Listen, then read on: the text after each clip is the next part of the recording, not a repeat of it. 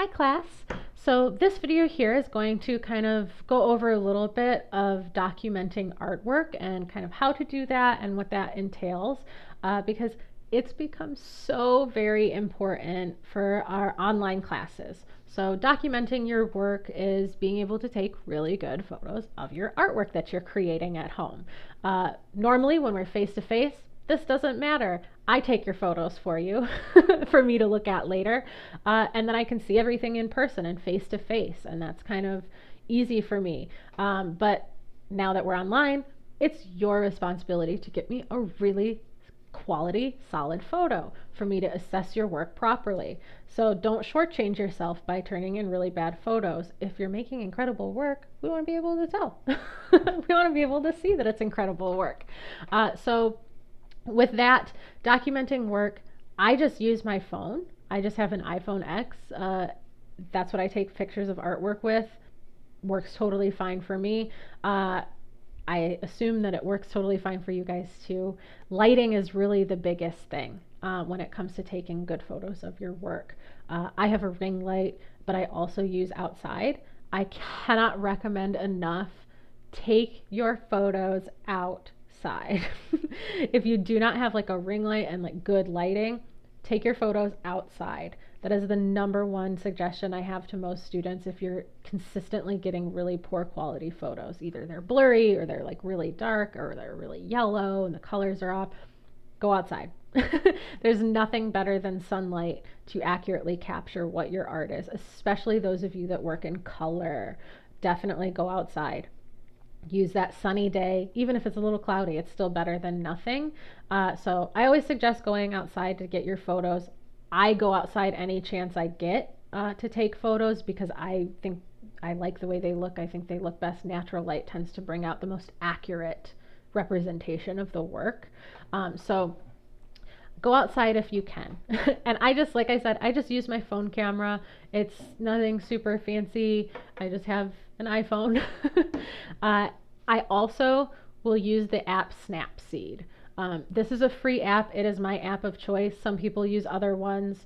That's totally fine. I just am most familiar with Snapseed. It's essentially kind of a Photoshop dupe that's free, so it doesn't do as many like amazing, cool, fancy things as Photoshop, but it gets the job done for what we need it to do, which is taking really good photos and then cleaning them up a little.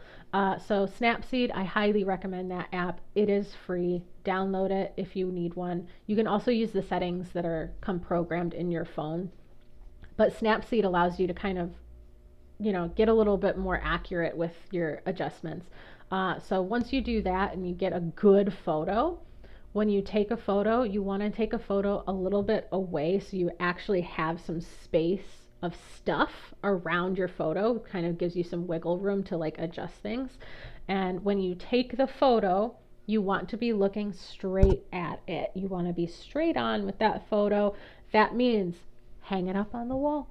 Put some tape, hang it up on the wall with some tape. That's fine. Some thumbtacks. Or lay it down on the ground and then stand over it. Make sure that your shadow is not covering it, please.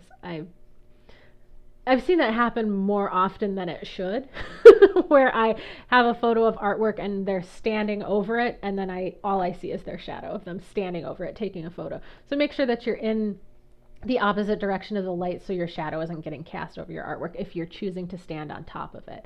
When you take it at an angle, that distorts your drawing. It distorts your drawing like mad. And that makes it really hard for me to accurately give you suggestions and advice and corrections because I'm looking at a crooked drawing, even if it's not actually crooked. It looks crooked in the photo and I can't fix that.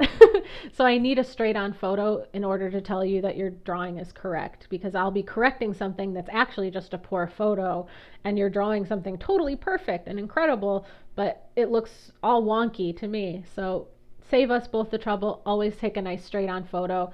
Just hang it up with some tape on the wall or stand directly over it. Take it outside for good lighting all day. Leave some space around the photo after you take it, because that'll allow for you to do this next step a little bit more accurately. So after you've taken your photo and you have it in your phone and it's great lighting and it's straight on, Now you start to edit it. There's not much editing that you should have to do. You really shouldn't have to do much if you have a good photo to start, but you need to crop it. You need to crop your photo all the way down. I should see none of that extra background around your image. You'll see all the student examples and photos that I post every week for projects. That's what your photos should look like. Exactly like those. They should look like professional photos that you would look at on a website, and we don't see your bedspread on a professional photo on a website. So make sure that you crop out everything that is around your drawing. If your drawing is a little lopsided, a little crooked, you have the tilt adjustments that you can change. So that extra space around your photo that you end up cropping out, that allows for you to kind of have a little bit of wiggle room to adjust your photo if it's a little crooked in the frame. So use that to your advantage and get that nice and straight, and then you can crop things down without having to crop out any of your actual image if you do this correctly. So after you get your image nice and cropped down and you really like how that looks and it looks accurate and it's good and it's clean, you might need to do a little bit of adjusting with like saturation or contrast or anything like that. Go into those settings and you can bump those things up a little. Your black and white drawings, you probably want to bump that contrast up a little bit. Don't go too much though if you are working in black and white, because if you go too much and you have like a pencil drawing, it will lose all of the subtle little tiny marks, the soft marks, and it will lose that detail. And we need that detail in there. So don't get too crazy with the contrast. Sometimes everyone is like, contrast? Oh, it's amazing. And then they blow it all the way up. And then you have this kind of funky, weird looking drawing where we've lost all of the subtle details of your mark making. And that's not good. So make sure you don't go overboard with the editing. Just, less is more here most of the time. And that's how you will get a nice, accurate photo. After you've done that, please name your image. You can name it that project title and then your last name. That works. It doesn't have to be a specific format, but just please make sure that it's not like a string of like letters and numbers. So you can name it that project and then your name when you submit it. And that's how you kind of should have a nice photo. If you have any issues when you run into this stuff, email me and I'll help you out. I'll help troubleshoot whatever I need to with you. But the only tools you should need in order to do this correctly is your phone. If you want to use a nice camera, use a nice camera, but I try to make this as accessible as possible to everyone and make sure that everyone can, use what they have at home to take the best quality photos. There were multiple times, like, please make sure you're sending in the best photos possible.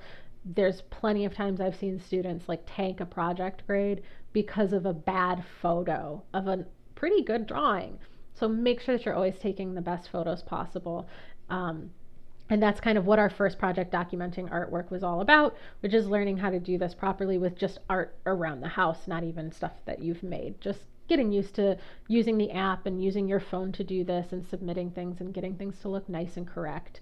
I will offer suggestions if I see that you're consistently having issues or trouble with an aspect of photographing and documenting your work.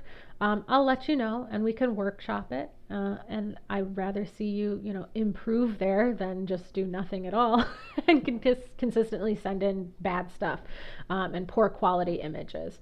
So make sure that things are not blurry. Make sure things have good lighting. They're not super yellow. The contrast is good. The cropping is spot on. I do not want to. I love your dog. I love your pets. I don't want them in the photo with your artwork though. I only want to see them like in, Zoom meetings with us. I don't want them in with your artwork. So make sure that you're cropping everything out. So hopefully that covers everything. And if you have any other questions or need some clarification on something or some troubleshooting, shoot me an email. I've got you and I will help you out to the best of my abilities. All right.